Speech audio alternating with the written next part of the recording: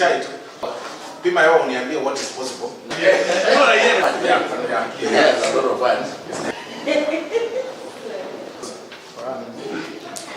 Tumekuja mkutano kidogo na ndugu yetu Embarambamba na the acting CEO wa KFCB na CEO wa Music Corporate Society of Kenya na wakili wa Embarambamba Danstan Omari pamoja na wakili mwingine Shadrack na pia wakili wa KFCB ambaye yuko hapa pia. Embarambamba was actually summoned, but tukaamua tutafute njia tuketi mahali pamoja so that we try and resolve this whole issue. You all know what happened. He actually allegedly owes KFCB about 6 million, and it's part of the discussion that we are having here. Na maneno ya content and the language that is used on video and everything. So the process has just started.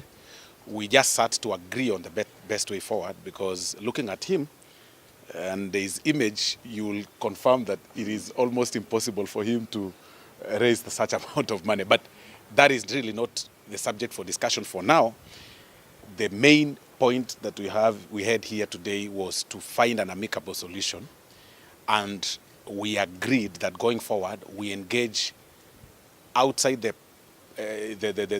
main judicial process and maybe engage or let me say outside court process and engage the ADR. We are limited to the ADR for now. Of course, not the witchcraft one that our former Chief Justice said, but at least we can be able to talk on how we can solve this whole issue together. And like you saw, Embarambamba has already started acting on some of the demands by KFCB, which he knows, he has facts within his knowledge. And that in itself has shown a bit of some remorsefulness and, acting within the law as the body may want him to operate under. But of course, in terms of business, he still progresses with his business and worship and praise, at least with the limitations of... As you are aware, there was a small problem with one of my clans, commonly known as Embarambamba. We come from the same clan, the Kisi community. He had a problem with his videos. The entity that regulates that wrote him a demand letter and suspended him from functioning. I reached out to him, told him to come and see me. He came and saw me. But meanwhile, the ban had caused a lot of problem to all the Kisi leadership. The chief whip could not sleep the whole of yesterday night.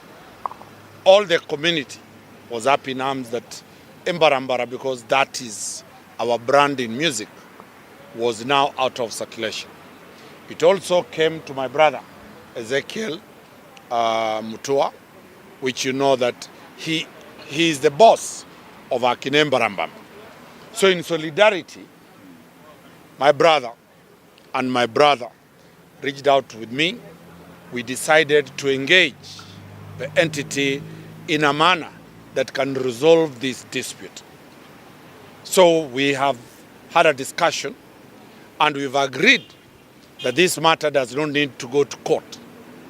This is a matter that we need to forge a relationship. Embarambamba has a following of more than 5 million people worldwide. If he's put out of circulation, those who watch him will sue Mutua and they'll sue this chief whip, because their role is to ensure artists, if they have made a mistake, they are corrected. They are not punished. As lawyers, under 159, we know that we can take these matters to ADR. So we have discussed with the chief whip, we have discussed with the boss here. He'll also give you his version, so that as we are talking now, Embarambamba will continue doing his stuff as the discussions are being done. We want to thank the members of the Fourth Estate for highlighting the plight of Embarambamba, and the whole world was worried that Embarambamba is no longer going to be an artist. Mr. Christopher Nyangwara Musioma, aka Embarambamba, is our member of Music Operating Society of Kenya, member number 4607, and he trades, of course, as Embarambamba. He has been charged by Kenya Film Classification Board for violating content creation regulations. And as you are aware that he got a letter that has been doing rounds on social media. I had a conversation with Embarambamba just a few days ago, I think on Saturday, and we agreed to start a process to see how we can change this amazing talent and creativity and energy into something that will promote our moral values and culture, and where we use this energy of Embarambamba not to destroy society but to build society. While Kenya Film Classification Board has to apply the law, we met under the leadership of Mheshimiwa Osoro in a very informal but a conscious way to see how we can resolve this issue out of court. And I'm very grateful that Wakili here and the Kenya Film Classification Board have agreed that we'll actually remove this matter out of court and we'll deal with it from an NDR perspective. Our desire as Music Operating Society of Kenya is to mentor creatives like Embarambamba and others, and you are aware that majority of our young people are within this space. This is the space that can create jobs and wealth for our youth, and we don't want to appear that in the process of promoting morality and our culture, we kill creativity. We know that these people are looking for jobs. And so when Mheshimiwa reached out and we reached out to Wakili, we all came together with KFCB to one conclusion, that it is possible for us to do this matter under ADR, which is recognized in law, so that we mentor Embarambamba, we look at the penalties that have been spelled out and see how we can help all of us together and make this talent a more useful, productive and responsible contributor to the development of our country. So that this energy and the following that Embarambamba has through his creativity is going to become a model that you can change from Saul to Paul. And it is possible for someone to conform to our values and make money by doing clean content. So we are here to tell you, Mheshimiwa, that our desire is not to kill this talent. Our desire is not to frustrate the creativity of our youth. Our desire is to guide them. And we have offered as Music Operating Society of Kenya to stand with him, to mentor him, to take him to any counseling, to any support that he might need, any classes that will help him utilize that energy in a manner that will give him more money. He can get into cooking, he can play, there's so much themes that we can work with Embarambamba to turn that creativity of jumping on fire and all those things that might injure him into something useful. What I like about him as I conclude is the fact all of us are agreeing to the fact that the language and some of the words are not very nice. Even Mheshimiwa agrees, even Wakili. But how do we make this product a better product for our society, Kenya? That's the process we have started today. We are very grateful to Mheshimiwa that he could spare his time. We have spent 3 hours this afternoon going through this matter. Embarambamba has given his version through Wakili and Dunstan Omari. We have given our version as the people representing musicians in Kenya, and we have listened to KFCB in terms of the Films and Stage Plays Act and the violations that have been done. We have all come into the conclusion that we will move to the ADR and help this product to become a better contributor to development of our country. We had a meeting in the afternoon under the stewardship of the Majority Whip, Silvanus Osoro Mheshimiwa. Now, you will recall that on the 28th day of February 2024, there was a letter that was written, or a demand that was written by the Kenya Films Classification Board that demanded an amount of about 6.4 million shillings from Mr. Embarambamba, our client. Now, following that demand, we put in a response which of course necessitated a meeting between the Kenya Films and Classification Board and ourselves so that we can try and find a common ground so that we can also save the talent and the kind of ministry that Mr. Embarambamba has been doing.